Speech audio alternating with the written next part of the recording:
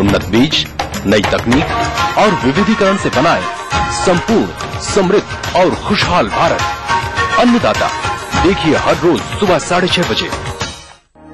आसमान छू रही दाना मिश्रण की कीमतें, दिनों दिन कम होती चारा फसलें, पशु पोषण के लिए किसानों के सामने पग पग पर बाधाएं, एक और पशु आहार और दूसरी ओर फसलोत्पादन, समस्त समाधान के रूप में आशा की एक किरण बनकर सामने आया है अजोला।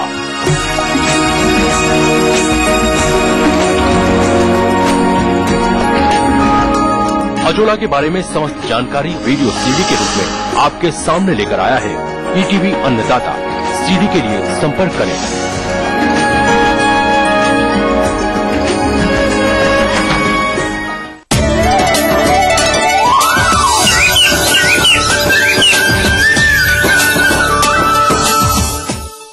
ब्रेक के बाद हम फिर हाजिर है अन्नदाता कार्यक्रम में आपके साथ।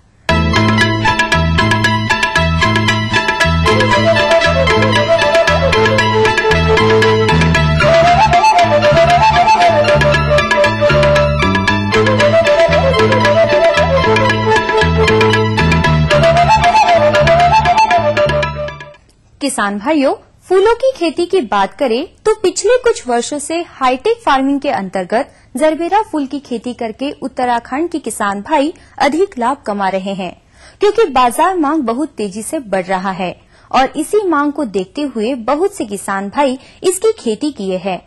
तो किसान भाइयों, केवल इसका रोपण कर मात्र देने से ही गुणवत्तायुक्त एवं बाजार मांग अनुसार आपको फूलों की प्राप्ति नहीं हो सकती है। इसके लिए आवश्यक है कि इसमें समय समय पर किए जाने वाले प्रबंधनों को कुशलता पूर्वक किया जाए, अन्यथा आपको पोषक तत्वों, सिंचाई तथा फसल सुरक्षा के अभाव में कम एवं गुणवत्ताहीन फूलों की प्राप्ति होगी, जिससे मिलने वाला लाभ भी कम होगा।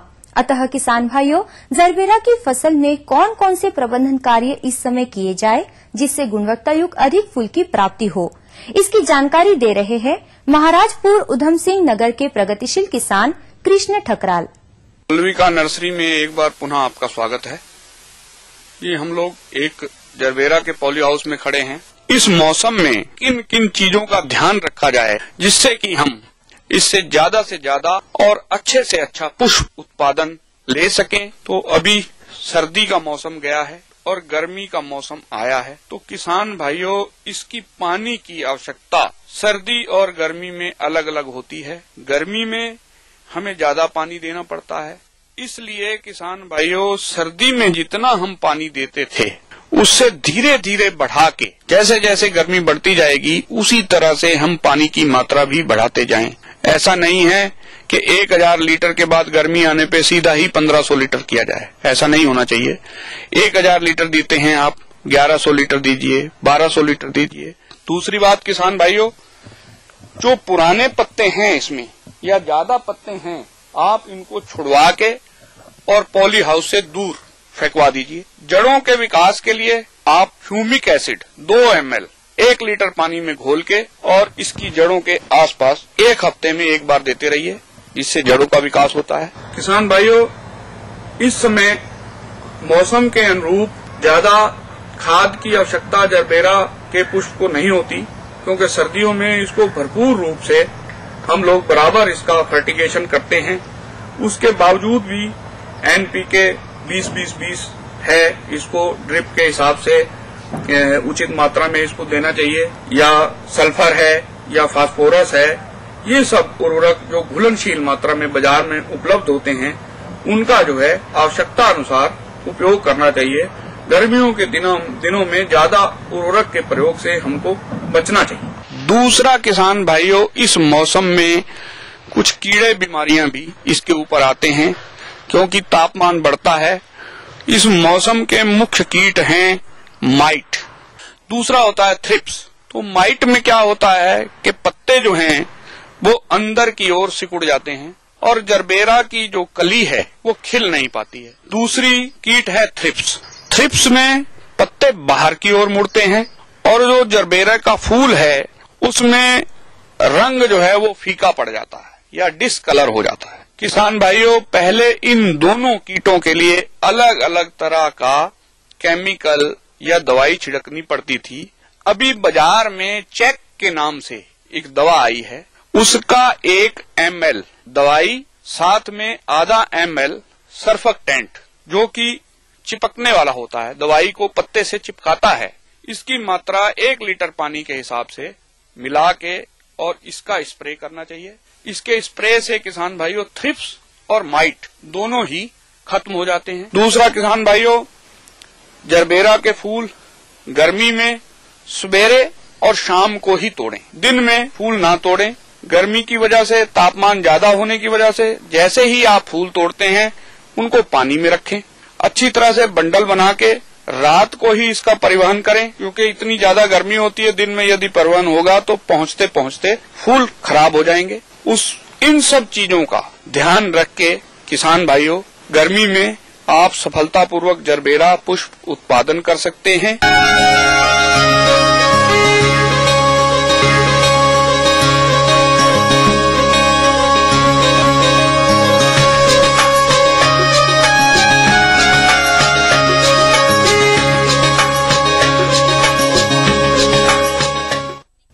राज्य में लगभग सभी किसान सह व्यवसाय के अंतर्गत डेयरी व्यवसाय को अपनाए हुए हैं, लेकिन इन पशुओं से सतत उत्पादन लेने में पशुपालकों को विभिन्न समस्याओं का सामना करना पड़ता है, जिनमें बाह्य एवं अंतः परजीवियों का स्थान प्रमुख है। ये परजीवी पशु के शरीर से चिपककर विभिन्न प्रकार के रोगों को भी फैलाने में सहायक होते हैं, जिससे पशुओं का उत्पादन धीरे धीरे गिरने लगता है, जिससे पशुपालकों को नुकसान उठाना पड़ता है। अतः पशुपालक भाइयों, आपके साथ ऐसा न हो, इसलिए आपको चाहिए कि आप इन परजीवियों को समय समय पर नष्ट करते रहे। लेकिन प्रायः देखा जाता है कि पशुपालक ऐसा करते भी है, लेकिन तब जब पशु परजीवियों से ग्रसित हो जाता है। फलस्वरूप पशु के उपचार स्वरूप धन के रूप में हानि तो होती ही है, साथ ही पशु में कमजोरी के चलते पशुपालकों को कम उत्पादन से ही संतुष्ट करना पड़ता है। अतः पशुपालक भाइयों, आप अपने पशुओं को परजीवियों से कैसे बचाएं? इस संदर्भ में विस्तृत जानकारी दे रहे हैं एक पशु चिकित्सा अधिकारी डॉक्टर गुरुचरण सिंह। 2 तरह के ये परजीवी रोग होते हैं पशुओं के अंदर, एक होते हैं बाह्य परजीवी और एक अंतः परजीवी, एक्टोपैरासाइट और एंटोपैरासाइट। एक्टोपैरासाइट जो बाहर के हैं, जिनको अपने चिंचड़ भी कह देते हैं, जुएं भी कह देते हैं, ये इस तरह के जो बाहर के पैरासाइट होते हैं, इस गर्मी के मौसम में पशुओं पर बहुत ज्यादा तादाद में पाए जाते हैं। ज्यादातर इनकी जगह जो है वो या तो थनों के पास है, या जो बाल रहित जगह है या बालों के अंदर भी ये छुपे हुए होते हैं, वहां भी ये जनरली पाए जाते हैं। तो ये बीमारियां फैलाते हैं। ये जो चिंचड़ है, इससे एक खून मूतने की जो बीमारी है वो विशेष तौर से पशुओं में लग जाती है। तो इनको आप समय समय पर जो है हटाते रहें। अगर ये नहीं हट सकते तो इनके लिए मेडिसिन आती है, वो स्प्रे करवाएं या इसके लिए इंजेक्शन लगवाएं, ताकि ये पैरासाइट, एक्टोपैरासाइट जो खत्म हो जाएं। पशुपालक भाइयों, बाह्य परजीवियों के नियंत्रण के लिए ब्यूटॉक्स नामक दवा 15 मिलीलीटर प्रति 5 लीटर पानी में घोल बनाकर पशु के शरीर के प्रभावित अंगों पर उसका पोंछा लगाना चाहिए एवं माह में एक बार स्प्रे अवश्य कर देना चाहिए। इसके अतिरिक्त इस दवा का स्प्रे पशु के बांधने के स्थान या खूंटे के आसपास भी करना चाहिए, जिससे वहां के उपस्थित बाह्य परजीवियों के अंडे, लार्वा आदि नष्ट हो जाएं। इसी तरह से एंडोपैरासाइट हैं, जो अंदर आंतों में जो पैरासाइट पाए जाते हैं, जो वर्म्स पाए जाते हैं, जिनको कीड़े कहते हैं अपने। इस गर्मी के मौसम में ये भी जो है वो बहुतायत हो जाते हैं। ये खाने पीने से, गंदा पानी पिलाने से, गंदे पानी के अंदर इनके जो है अंडे पाए जाते हैं। गंदा पानी अगर पशु ने पी लिया, वो अंदर जा करके बड़ा हो जाता है पैरासाइट, और फिर वो अंदर ही अंडे देना शुरू कर देता है और आगे मल्टीप्लाई होते चले जाते हैं, बढ़ते चले जाते हैं। पशुपालक भाइयों, गाय भैंस के छोटे बच्चों में अधिकांश मृत्यु पेट के अंतः परजीवियों के कारण होती है, जिसमें गोलकृमि, लीवर फ्लू, फीताकृमि, अनेक प्रकार के परजीवी पाए जाते हैं। इन अंतः परजीवियों की रोकथाम हेतु पशुओं को एक बार बरसात से पूर्व तथा दूसरी बार बरसात के पश्चात अंतः परजीवी नाशक दवा अवश्य पिलाएं, जिसमें एल्बेंडाजॉल 30 मिलीलीटर की एक वायल आती है। यदि गाय या भैंस के बच्चे 1 माह की आयु तक की अवस्था तक हैं, तो उन्हें एल्बेंडाजॉल सिरप की आधी वायल अर्थात 15 मिलीलीटर मात्रा एक बार में उस बच्चे को पिला सकते हैं। और यदि बच्चों की उम्र 1 माह से ऊपर है तो उन्हें 30 मिलीलीटर एल्बेंडाजॉल की सिरप पिलाएं। बड़े पशुओं में 3 ग्राम की एक बोलस एक वयस्क पशु को देना उचित रहता है। वैसे ये दवाइयाँ पशु के शरीर भार के अनुसार पशु चिकित्सक की सलाह से देना उचित रहता है। कोशिश करें कि एल्बेंडाजोल जो है वो प्रेग्नेंट जानवर को ना पिलाएं। तो प्रेग्नेंट अगर जानवर है, ब्याने वाला जानवर है, उसको फेनबेंडाजोल जो है वो विशेष तौर से दें। ऐसा नहीं हो कि कई बार गाभिन पशु को एल्बेंडाजोल दे दिया जाए तो कुछ चांसेज रहते हैं कि हो सकता है वो अबॉर्ट कर दे। तो इसलिए ये विशेष आप जो है वो ध्यान रखें और अपने पशुओं को समय समय पर एंडोपैरासाइट और एक्टोपैरासाइट से बचाएं ताकि जो आप लाभ लेना चाहते हैं वो पशु से लाभ आपको मिल सके। बाह्य एवं अंतः परजीवियों से पशुओं को बचाने हेतु पशु पालकों को साफ सफाई पर विशेष ध्यान देना चाहिए। पशु के बैठने के स्थान, दुग्धशाला व बाड़े की नियमित रूप से साफ सफाई करते रहें। गर्मी के मौसम में पशुओं को पानी की उपलब्धता होने पर नहलाएं व पशु शरीर पर प्रतिदिन फुरहरा करें। इसके अतिरिक्त पशुओं को गंदे तालाबों, गड्ढों इत्यादि में भरा हुआ पानी न पीने दें तथा स्वच्छ पानी पिलाएं। पशुपालक भाइयों, इन सभी बातों का ध्यान रखकर आप अपने पशुओं को इन अंतः व बाह्य परजीवियों से बचा सकते हैं। अन्नदाता कार्यक्रम में समय हो चला है एक और ब्रेक का।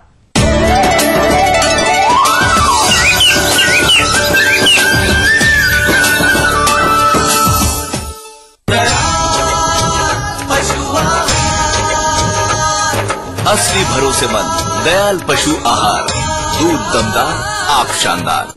कृषि एवं कृषि आधारित व्यवसायों में किसानों के सामने आ रही बाधाओं एवं चुनौतियों के समाधान हेतु अन्नदाता लेकर आया है निःशुल्क फोन हेल्पलाइन सेवा 1800-425-4085 सोमवार से शनिवार सायं 5 से 6 बजे केवल उत्तर प्रदेश एवं उत्तराखंड हेतु।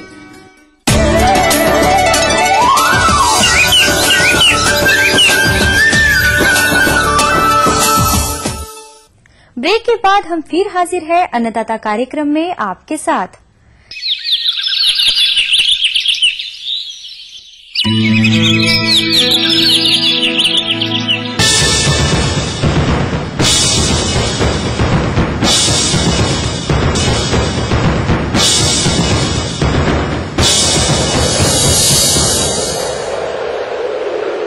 रोज की तरह अन्नदाता हेल्पलाइन में है पूछे गए प्रश्नों का समाधान।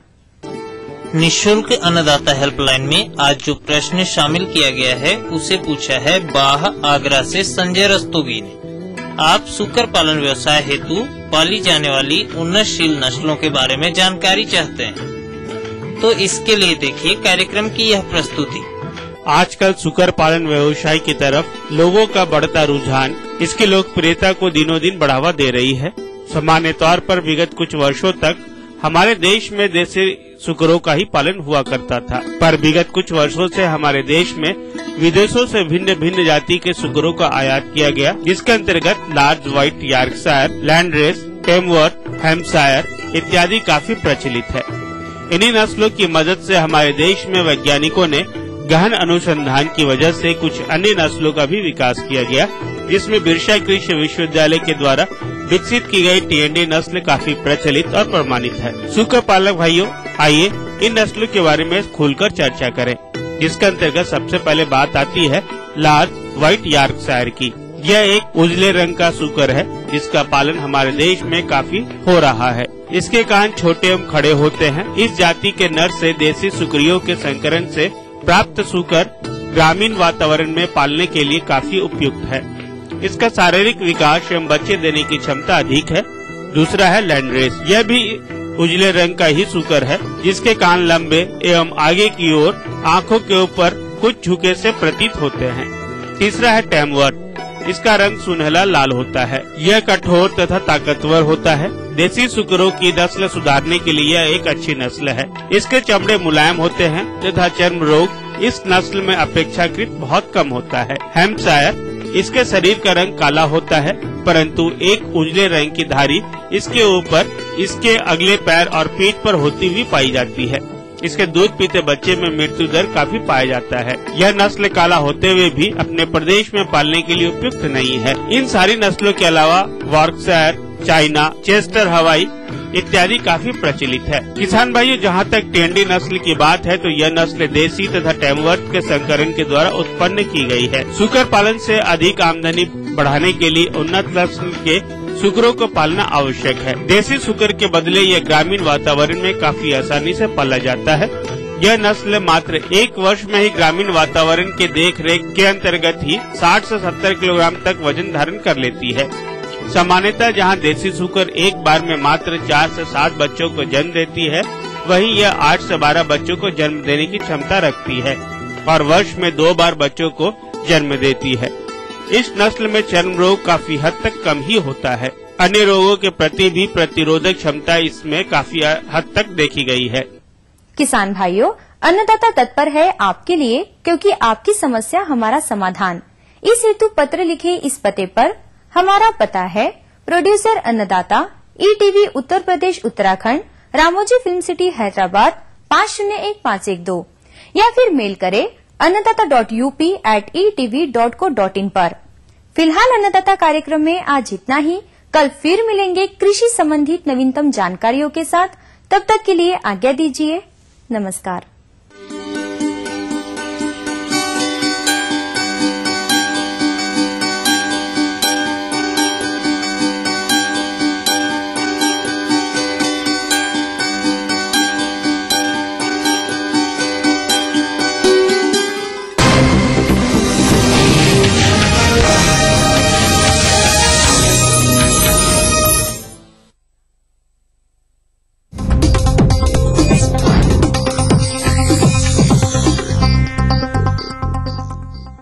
इस न्यूज के सह प्रायोजक हैं Desh Bhagat university Punjab, your freedom to grow.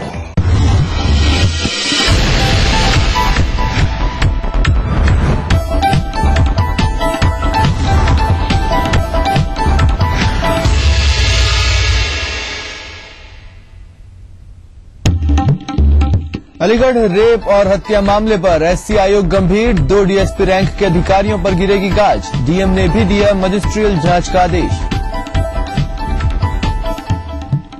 Ghaziabad में ETV की खबर का बड़ा असर। CM के आदेश के बाद दारोगा को धमकाने वाले सपा नेता पर FIR।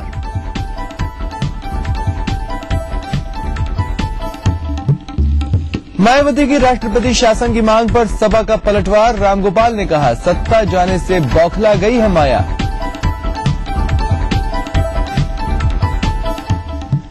फिरोजाबाद में गुंडा टैक्स वसूली करने वालों को लोगों ने सिखाया सबक। 2 बदमाशों को जमकर पीटा।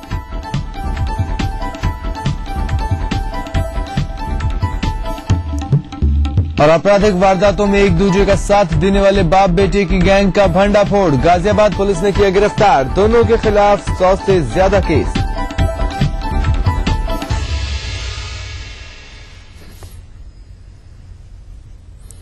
नमस्कार, अपना यूपी में आप सभी का स्वागत है। मैं हूं स्वप्निल। शुरुआत करेंगे बड़ी खबर से।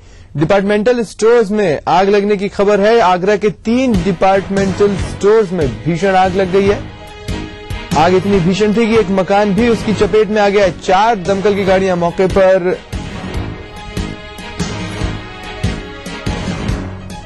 आग बुझाने में जुटी हुई है। दमकल विभाग के कर्मी लगातार कड़ी मशक्कत कर रहे हैं आग पर काबू पाने के लिए। डिपार्टमेंटल स्टोर्स में आग लगने की खबर है। इस आग ने एक मकान को भी अपनी चपेट में ले लिया है। भीषण अग्निकांड की खबर आगरा से हम आपको बता रहे हैं। रंजीत गुप्ता हमारे संवाददाता हमारे साथ फोनलाइन पर मौजूद है। रंजीत, क्या जानकारी है?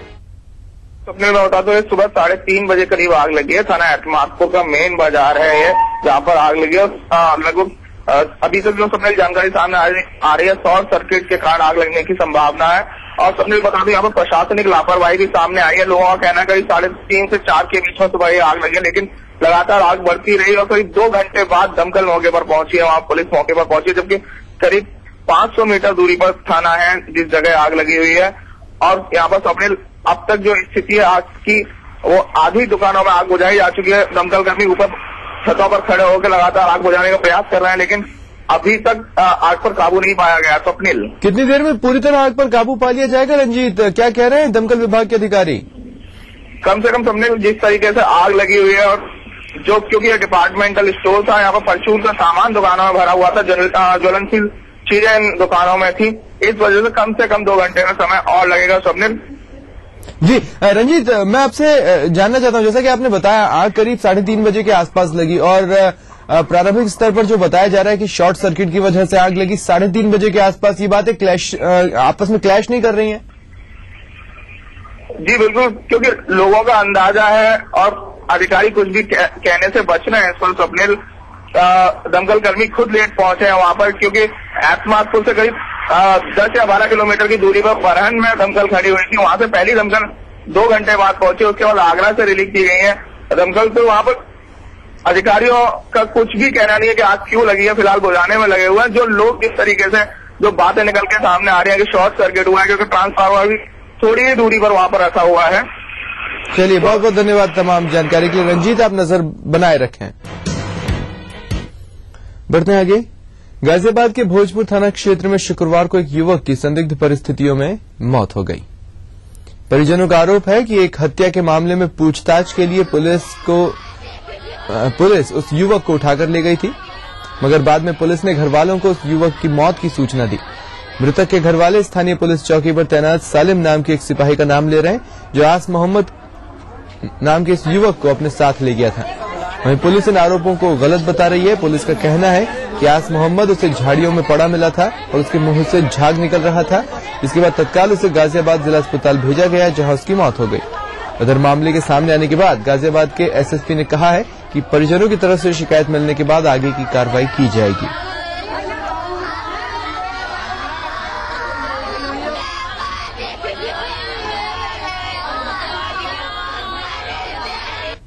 यहाँ सो रहा था, यहाँ से ले गए उठा के। कौन उठा के ले गया? सालिम पुलिस वाला है, वो ले गया है और ले जाकर पहले उसे जहर खिलाया, फिर यहाँ से गिरा तेली के 2-3 लोटे। अच्छा, पुलिस वाले कोई दुश्मनी थी आप लोग? तेली के से भी लड़ाई ना थी, लड़ाई किसी और से थी। मेरा भाई कर दिया। अच्छा, 5 जने तेली के, एक सालिम है, 6 जने ले जाकर पहले जहर पिलाया जब उससे गोली। सालिम कौन है ये? पुलिस वाला तेली का ये है, वो भी पुलिस वाला ही है। पुलिस को रात को करीबन 2:30 बजे थाना भोजपुर क्षेत्र में कस्बा फरीदनगर में विजय हलवाई की दुकान के पास थाना भोजपुर पुलिस को गश्त के दौरान एक व्यक्ति जिसकी उम्र करीबन 25 वर्ष है, इसकी बेहोशी की हालत में यह युवक पुलिस को मिला। इसके बाद पुलिस ने इसको सरकारी अस्पताल में भर्ती कराया। उसके बाद सरकारी अस्पताल से इसको दूसरे स्पेशलाइज्ड अस्पताल में रेफर किया गया। वहां पे जब इस युवक को ले गए तो इसकी मौत हो गई। इस युवक की शिनाख्त करा ली गई है। इस युवक का नाम आस मोहम्मद पुत्र पानू निवासी फरीदनगर थाना भोजपुर पता लगा है। तो इसमें मुकदमा जो युवक के परिजन हैं उनकी ओर से मुकदमा दर्ज करा दिया गया है 124/13 धारा 302 और इसमें विवेचना भी प्रचलित है। आपने कादर खान और शक्ति कपूर अभिनीत फिल्म बाप नंबरी और बेटा 10 नंबरी तो जरूर देखी होगी, जिसमें बाप बेटे मिलकर लोगों को चूना लगाते थे। अब आप सोच रहे होंगे कि हम आपसे इस फिल्म का जिक्र क्यों कर रहे हैं, तो चलिए आपको बता दें कि गाजियाबाद पुलिस ने भी एक ऐसे ही गैंग का भंडाफोड़ किया है। पश्चिमी यूपी के कई जिलों में पिछले 26 सालों से सक्रिय एक गैंग को बाप और बेटा दोनों मिलकर चलाया करते थे। बाप बेटे की इस गैंग के खिलाफ लूट, अपहरण, फिरौती और रंगदारी मांगने के 100 से ज्यादा केस दर्ज है।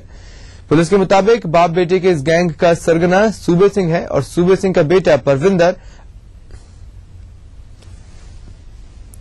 आपराधिक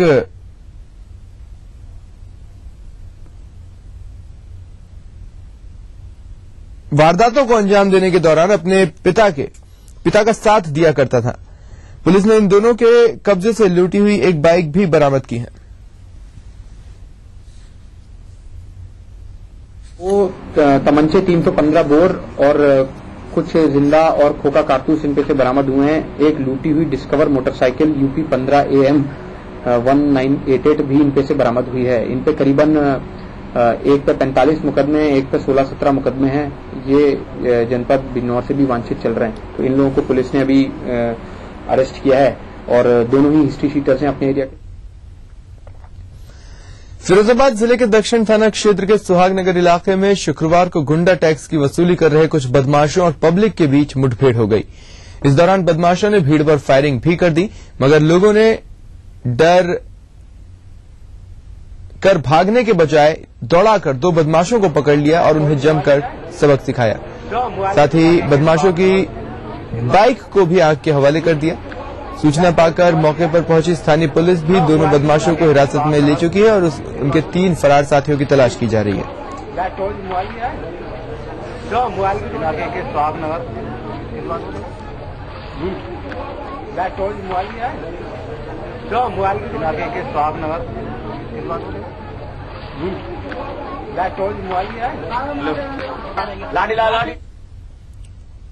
और इस वक्त ग्रेटर नोएडा से बदमाशों के कहर की बड़ी खबर हम तक पहुंच रही है। यहां लूट के दौरान पिता पुत्र पर बदमाशों ने फायरिंग कर दी। घटनाक्रम में पिता की मौत की खबर है, जबकि पुत्र ने किसी तरह भागकर अपनी जान बचाई।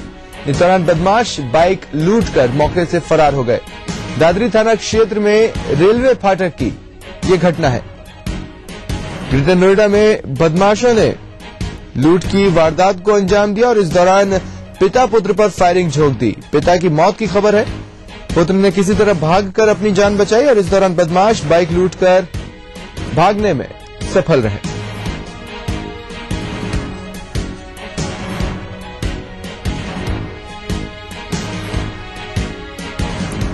और दानिश अजीज हमारे संवाददाता हमारे साथ फोनलाइन पर मौजूद हैं। दानिश, क्या जानकारी है?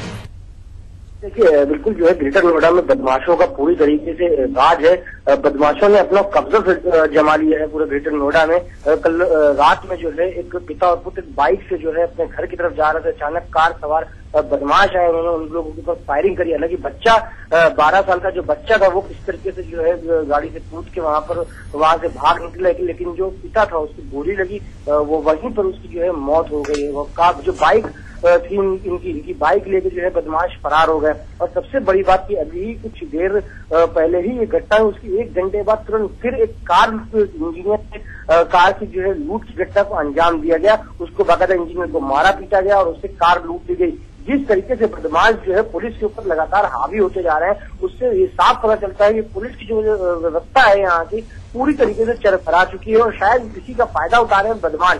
दिन दहाड़े मर्डर हो जाते हैं, दिन दहाड़े लूट और डकैती की घटनाएं हो जाती हैं और पुलिस सिर्फ इतना कहती रहती है कि हम घटनाओं को वर्कआउट करने की कोशिश कर रहे हैं, जल्द से जल्द जो है इन घटनाओं को खोल लिया जाएगा। जब से नए कप्तान जो है जिले के अंदर आए, उन्होंने अभी तक कोई भी बड़ी घटना का खुलासा नहीं किया, जबकि यहाँ पर कई बड़ी लूटें हो चुकी हैं, कई बड़ी घटनाएं हो चुकी हैं। लगातार कप्तान जो है इस बात को कहते रहते हैं कि हाँ घटनाएं खोली जाएंगी, लेकिन जिस तरह सनसनी फैला देने वाला दादरी में कल रात में घटना हुई है, उससे लगातार जो है जो वहाँ के लोग हैं वो डरे हुए हैं। उनसे हमारी बात की, उनका साफ कहना है कि अगर इस तरीके से जो है शहर में हम लोग रहेंगे तो नोएडा और ग्रेटर नोएडा उनको छोड़ना पड़ेगा। जी आप दानिश हमारे साथ बने रहे। आपने जो दूसरी खबर बताई है वो एक बार फिर हम अपने दर्शकों को बता दें। 1 ही घंटे में लूट की दूसरी वारदात भी ग्रेटर नोएडा में हो गई। तमंचे के बल पर एक इंजीनियर से कार लूट ली गई। लुटेरों ने इंजीनियर को भी जमकर पीटा। इंजीनियर को गंभीर हालत में भर्ती कराया गया है। ग्रेटर नोएडा के सूरजपुर थाना क्षेत्र में इस वारदात को लुटेरों ने अंजाम दिया है। दानिश हमारे संवाददाता हमारे साथ बने हुए हैं। दानिश, पुलिस की प्रारंभिक जांच क्या कह रही है? क्या दोनों वारदातों को सेम ही लोगों ने अंजाम दिया?